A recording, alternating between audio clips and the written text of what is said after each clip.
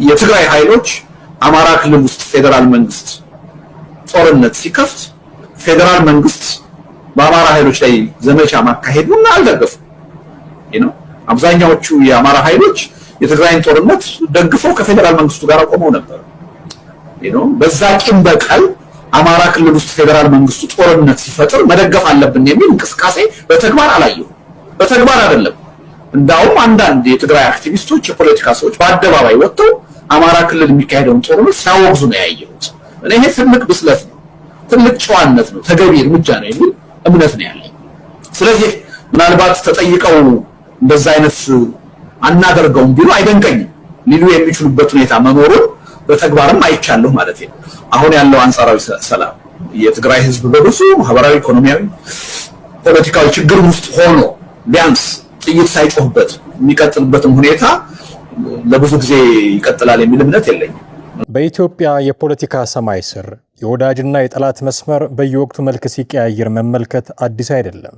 የአቶ ልደቱ አያሌው እይታም የሚያመላክተው ይህንኑ የታሪክ ተዘዋዋሪነትና የፖለቲካ ጥቅሞችን ጊዜያዊነት ነው።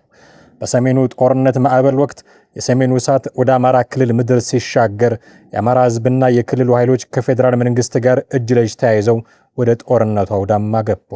ያ ጥምረት ግን የረጅም ጊዜ ህብረት ሳይሆን የጋራ ስጋት የፈጠረው ወዳጅነት ነበረ፣ ጊዜያዊ ወዳጅነት።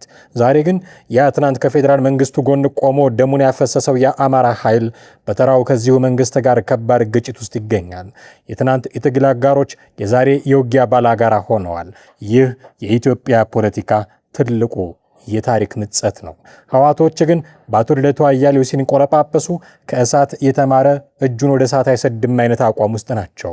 ከትግራይ ኃይሎች በኩል በአማራ ክልል ጦርነት ውስጥ አንሳተፍም የሚል ግልጽ አቋም መቼና እንዴት እንደተነሳ ለማስታወስ ቢያዳግትም እነ ልደቱ አያሌውና ብርጋዴር ጀነራል ተፈራ ማሞ አይነት ሰዎች ግን ደጋግመው የሚያወዳድሱት ነገር ሆኗል።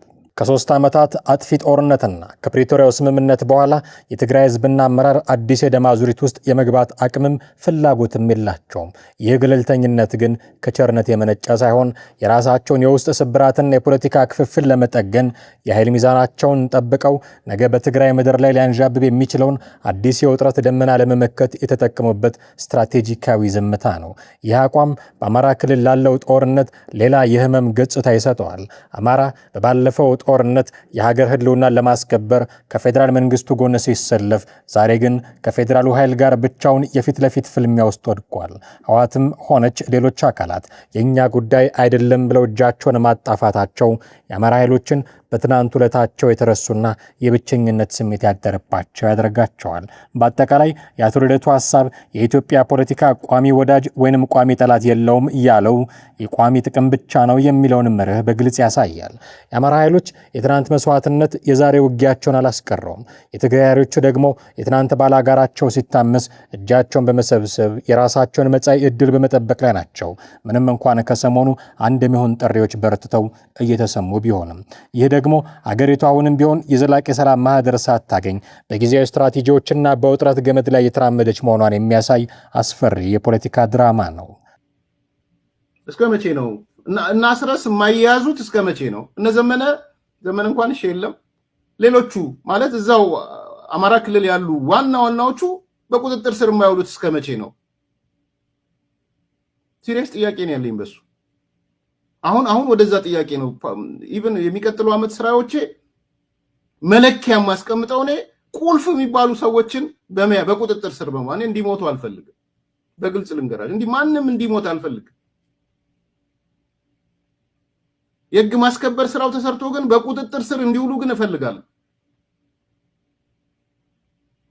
ስለዚህ የሚቀጥለው ተግባራችን ኦፕሬሽን ተካሄደ፣ መታናቸው፣ ፈረስ ቤትን ተቆጣጠርን ምናምን እሱ በቃ ያ ዘመን እያለቀ መሄድ አለበት። አሁን ጥሩ ነው፣ ቅድም እንዳነሳሁት የጸረ ሽምቅ ውጊያው ነው እየተካሄደ ያለው። ቢኮስ እነዛ ሽምቅ ውጊያ ስለሚመጡ ሂቴንድራን ናቸው። ሂቴንድራን ነው ይመቱና ተራራ ይገባሉ፣ ጫካ ይገባሉ፣ ማህበረሰብ ውስጥ ይደበቃሉ፣ ይዘርፋሉ፣ ብዙ ነው ይገላሉ፣ ያራቁታሉ። ሶሳይቲ ውስጥ ገብተው ተራራ ላይ በቀዝቃዛ በረዶ ተራራ ውስጥ ነው ያሉት፣ ቅዝቃዜ ውስጥ ነው ያሉት አንዳንዱ። ስለዚህ እኔ የመጨረሻ ጥያቄ የነዚህ ሰዎች ማቆሚያ መቼ ነው የሚለውን እጠይቃለሁ። የመሪዎች ዕጣ ፈንታና የዱር ውስጥ እሳት ወሬ። በኢትዮጵያ ፖለቲካዊ ውዥንብር ውስጥ የአንድ አመራር መታሰር ወይንም መወገድ የትግልን ማክተሚያ ተደርጎ ሲወሰድ መመልከት አዲስ ታሪክ አይደለም። በአሁኑ ወቅት በአማራ ክልል በሚካሄደው ጦርነት ውስጥ በግንባር ቀደምትነት የሚነሱትን የፋኖ መሪዎች እና አስረስ ማረ ዳምጤን ማለት ነው በቁጥጥር ስር ማዋል የትግሉ ማብቂያ ይሆናል የሚለው ስትራቴጂካዊ ሐሳብም የወታደራዊ ጥበብና የፖለቲካዊ ትረካ ጥልቅ ፍልሚያን የሚያሳይ ነው። በፖለቲካ ትንታኞች ዘንድ የሚሰማው መሪዎቹ ይያዙ እንጂ አይገደሉ የሚለው ድምፅም ከምህረት ይልቅ የሰላ ፖለቲካዊ ስትራቴጂያዊ ውጤት ነው። በደፈጣ ውጊያ ታሪክ ውስጥ የመስክ መሪዎች መገደል የትግሉን ማብቂያ ሳይሆን ይበልጥ እሳቱን የሚያቀጣጥል የሰማዕትነት ነዳጅ የመሆን ባህሪ አለው። መሪዎቹ ሲገደሉ ትግሉ ሰማዕት ያገኛል፣ የህዝብ ስሜት ይበልጥ ይጎለብታል። በአንጻሩ በቁጥጥር ስር መዋል ግን የትግሉን የትዕዛዝ ሰንሰለት ይበጥሳል፣ የትግሉን ትረካም ያፈራረሳል፣ የመንግስትንም የህግ የበላይነት ማስከበር አቅም ቁልጭ አድርጎ ያሳያል። ቦታ ተቆጣጠርን ከሚለው መረጃ ባሻገር መቼ በቁጥጥር ስር ይውላሉ የሚለው ጉጉት የተሞላበት ጥያቄም የመስኩን እውነተኛ ፈተና ያመላክታል። የደፈጣ ውጊያ መሪዎችን በቁጥጥር ስር መዋል በወረቀት ላይ እንደሚቀመጥ የጦር ስትራቴጂ ቀላል አይደለም። መሪዎቹ በወንዝ በጋራና በሸለቆች የተከበበውን የመሬት አቀማመጥ ብቻ ሳይሆን የህዝቡን ከለላና መረጃም ሳያገኙ አይቀሩም። የደፈጣ መሪዎች ትናንት የት እንደደረሱ ዛሬ የት እንዳደሩና ነገ ወዴት እንደሚያቀኑ ማወቅ ረቂቅ የደህንነት መረጃንና ረጅም ጊዜን የሚጠይቅ የድብብቆች ጨዋታ ነው። ትልቁ የፖለቲካ ጥያቄ ግን መርከበኛው ቢታሰር ማዕበሉ ይቆማል ወይ የሚለው ነው። አስረስ ማረ ዳምጤን በቁጥጥር ስር መዋል ወታደራዊ ውግዙነትን ሊፈጥር ይችላል። ነገር ግን የታጠቁ እንቅስቃሴዎች መሪዎቻቸውን በቅጽበት የመተካትና አዳዲስ እጆችን ወደ ሰይፍ የመስደድ ተፈጥሮ አላቸው። ጦርነቱን የፈጠሩት መዋቅራዊና ፖለቲካዊ ጥያቄዎች ሳይመለሱ መሪዎችን ማሰር ብቻውን የትግሉን እሳት ፈጽሞ ሊያጠፋው አይችልም የሚል ትንታኔ የሚሰጡ ፖለቲከኞችም አሉ።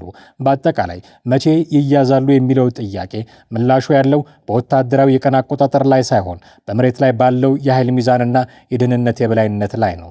መሪዎቹ በቁጥጥር ስር ቢውሉ እንኳን የእርምጃ የአንድ ምዕራፍ መዝጊያ እንጂ የችግሩ ሙሉ ማጠቃለያ ሊሆን እንደማይችል ይናገራሉ።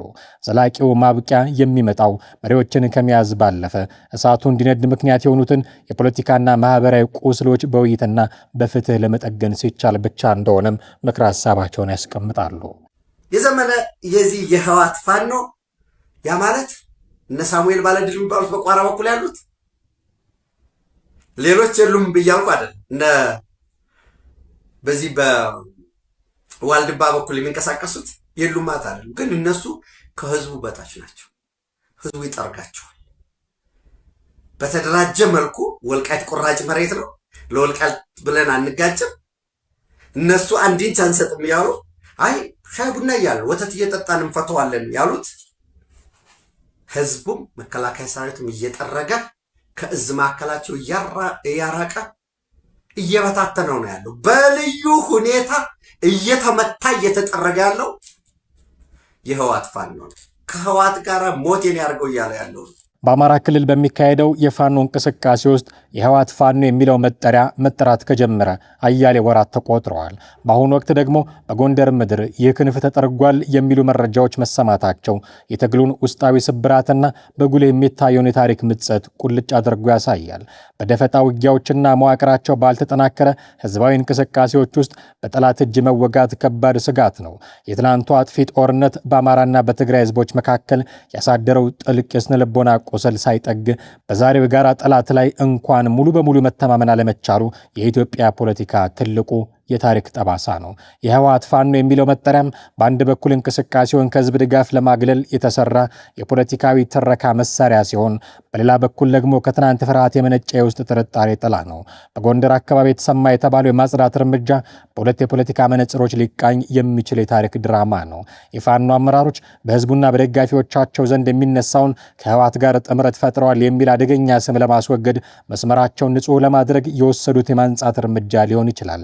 በሌላ በኩል ደግሞ በተለያዩ የእዝ ሰንሰለቶችና አመራሮች መካከል በሚደረግ የኃይል ሚዛን ፍልሚያ ተፎካካሪን የህወሓት ደጋፊ በሚል ታሪክ ፈርጆ የማግለል ወይንም የመጥረግ የቆየ የፖለቲካ ባህሪ መገለጫ ነው። በደፈጣ ውጊያ መረጃዎች ሙሉ በሙሉ ግልጽ ሆነው አይወጡም። ተጠርጓል የሚለው ዜና ለደጋፊው አካል መስመራችንን አጽድተናል የሚል የመረጋጋት ደወል ሲሆን፣ ለተፎካካሪዎች ደግሞ የኃይል ማስጠንቀቂያ ነው። ነገር ግን እንዲህ ያሉት የውስጥ መጠራጠሮችና የማንጻት እርምጃዎች ሰይፍን ወደ ሰገባው የመመለስ ያህል የትግሉን ማህበራዊ መሰረትና የውስጥ አንድነት የሚያናጉ እርስ በርስ የመተማመንን መንፈስ የሚያስቀሩ አስፈሪ ክስተቶች ናቸው። በአጠቃላይ የህወሓት ፋኖ የሚለው ስያሜና አሁን እየተሰሙ ያሉ የማጽዳት ዜናዎች የኢትዮጵያን ፖለቲካ በጥርጣሬና በስጋት የተሰራ ድራማ አድርገን እንድንመለከተው ያደርጉናል። የፋኖ እንቅስቃሴ የውጭ ግጣሙን ብቻ ሳይሆን በውስጡ የሚፈጠሩትን የጥርጣሬ ማዕበሎች የመቋቋም ትልቅ ፈተና ከፊቱ ተደቅኗል። ዘላቂው ጥራት የሚመጣው የውስጥ ባላጋራዎችን በመጥረግ ሳይሆን ግልጽ የሆነ የፖለቲካ ዓላማና ጥንካሬ ያለው መዋቅር መገንባት ሲቻል ብቻ ነው የሚል ሐሳብም ሲሰነዘር እየሰማን ነው። የህወሓት አመራሮች ትግራይን ዳግም ለጦርነትና ለጥፋት እያዘጋጁ ነው ይሉናል አቶ ጌታቸው ረዳ። አቶ ጌታቸው ረዳ ባስተላለፉት መልእክት የህወሓት የቀድሞ መሪዎች የነደብረ ጽዮን ቡድን ማለታቸው ነው አሁንም የትግራይን ህዝብ ለሌላ ዙር ልቄትና ጦርነት እየዳረጉት ነው ሲሉ በጽኑ ወቅሰዋል። ቡድኑ የትግራይን ህዝብ ተፈናቃዮች የመመለስ ሽፋን በመጠቀም ከውጭና ከውስጥ ኃይሎች የኤርትራውን ኢሳያስ አፈወርቂ አልቡርሃንና ፋኖን ሸኔንም ጭምር ማለት ነው ከነርሱ ጋር ሚስጥራዊ ግንኙነት በመፍጠር ስልጣን ለመያዝ 4 ኪሎ ለመግባትም አልሞ እየሰራ ይገኛል ይላሉ። በ2014 ዓ.ም በነበረው ጦርነት ወቅትም ዶክተር ደብረጽዮን ገብረ ሚካኤል ወታደራዊ ዝግጅትንና የጥይት እጥረትን ሳይገነዘቡ በእውር ድንብርና በስሜታዊነት ውሳኔዎችን ያሳልፉ እንደነበረ አቶ ጌታቸው በማስረጃነት ያነሳሉ። የትግራይ ህዝብና ወጣቶች ይህንን ቡድን ከጀርባቸው አውርደው እንዲጥሉ በትግራይ ላይ የተጋረጠውን የጥፋት ደመና በቃችሁ ማለት እንደሚገባም ያስገነዝባሉ። በኢትዮጵያ የፖለቲካ መድረክ ላይ ከጌታቸው ረዳ በላይ የህወሓትን ድምፅና የፖለቲካ ፍልስፍና ለዓለም ሲያስተጋባ ይኖረ ስም ማግኘት ይከብዳል። ከዚህ በፊት የድርጅቱ ዋና አንደበት የትግሉ ተሟጋችና የዶክተር ደብረጽዮን የቅርብ የትግል አጋር የነበሩት አቶ ጌታቸው ዛሬ ግን ያንኑ ያደረጉበትንና የወከሉትን ድርጅት አመራሮች ትግራይን ዳግም ለጥፋትና ለጦርነት እያዘጋጁ ነው ሲሉ በጽኑ ሲወቅሱ መስማት የታሪክን ታላቅ ምጸት ቁልጭ አድርጎ ያሳያል። በሰሜኑ ጦርነት ወቅት አቶ ጌታቸው ረዳ የህወሓት የትግል ስልትና የፖለቲካ አቋም ዋና ተንታኝ ነበሩ። በወቅቱ ለነበሩት ውሳኔዎች፣ ለተወሰዱት ወታደራዊ እርምጃዎችና ለተፈጠሩት የፖለቲካ አሰላልፎች ሁሉ በሚያብረቀርቁ ቃላቶቻቸው ጋሻና መከታ ሲሆኑ ቆይተዋል። ዛሬ ግን ያ ከደብረ ጽዮን ቡድን ጋር የነበረው የፖለቲካ ጋብቻ ብቅቶ የትናንቱ ሚስጥር የዛሬው የወቀሳ ስንቅ ሆኗል። በ2014 ዓ.ም በነበረው ውጊያ ወቅት ዶክተር ደብረ ጽዮን በእውር ድንብርና በስሜታዊ ውሳኔዎችን ያሳልፉ ነበር ብለው ሲናገሩ የትናንቱን የትግል አጋራቸውን የፖለቲካና ወታደራዊ ብቃት ሙሉ በሙሉ ጥያቄ ውስጥ እየከተቱ ይገኛሉ።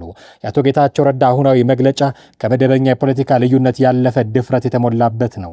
የትላንት አጋሮቻቸውን ከፕሪቶሪያው ስምምነት በተቃራኒ ከቀደሙ ጠላቶቻቸውና ከሌሎች የሀገር ውስጥ ታጣቂዎች ኃይሎች ጋር ሚስጥራዊ ግንኙነት ፈጥረዋል ብለው ሲከሱ ወደ ኤርትራ ተጉዘው መሳሪያ ቢጠይቁም ባለህ ጀምር የሚል ምላሽ አግኝተዋል ሲሉ ሲያጋልጡ አገላለጽ የትናንቱን ጽኑ የህወሓት አንድነት ትርክት ሙሉ በሙሉ የሚሸረሽርና አዲሱን የፖለቲካ ፍቺ በይፋ የሚያበስር ነው። ከትናንቱ የቃላት አዋቂነታቸው ተነስተው ዛሬም የትግራይን ወጣቶች ይህንን ቡድን ከጀርባቸው ወርዳችሁ ጣሉ ሲሉ ጥሪ የሚያቀርቡት አቶ ጌታቸው በራሳቸው የፖለቲካ ጉዞ ላይም ትልቅ ፈተና ደቅነዋል።